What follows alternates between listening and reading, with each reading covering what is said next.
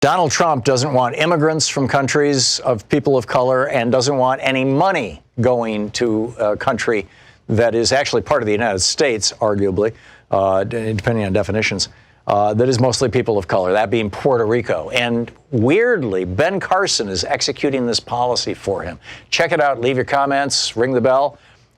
Share it with your friends and subscribe to our channel. One other thing that I wanted to mention, Donald Trump, via his HUD secretary, Ben Carson, is refusing to release housing money for Puerto Rico that has already been appropriated by Congress, was supposed to have been distributed months ago.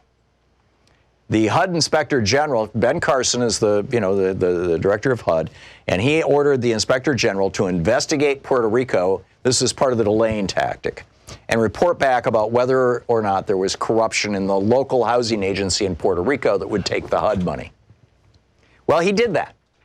And the report came back a couple of weeks ago and said, nope, there's no corruption in this agency in Puerto Rico. Clean as a whistle. And that was the last excuse Ben Carson had. And now HUD and Ben Carson are openly admitting, they openly admitted in testimony before Congress, that they are simply violating the law and holding on to the money. He said, no, I have no lawful basis for doing this. I'm just doing it. But, the Trump administration doesn't care about the law. They just care that most of the people in Puerto Rico have darker skin than people from Europe. And the mayor of San Juan had the temerity to call out Trump for withholding disaster aid after that hurricane. I think it was Maria. Trump's racism is now official U.S. government policy.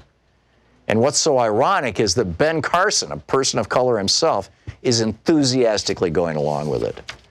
It's pathetic, among other things. I lack words. There's another two leading groups of this, Gabe Ortiz over at Daily Kos talking about this. Two leading groups have released a devastating report. By the way, the Republican Council is still speaking. As I mentioned, when the Democrats speak, we will pop it up and you'll be able to hear what they have to say. But two leading groups from Gabe Ortiz over at Daily Kos, two leading groups have released a devastating report exposing the inhumane treatment of immigrants at a notorious privately operated prison in Arizona. The report is amazing.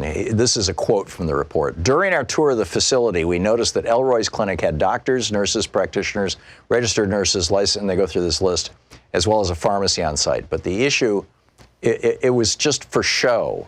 Existence of these resources, however, belied their actual usage, as was revealed to us in our conversations with people who are currently detained. For example, Antonio, a man who spent 5 years jailed at Elroy, said there were 3 deaths during the time he was there, all allegedly suicides. Antonio suffered physical abuse himself. He recounts being hit several times by guards at the facility. Eventually, a doctor forced the facility to operate Antonio, to saying that if he didn't receive surgery, he would die.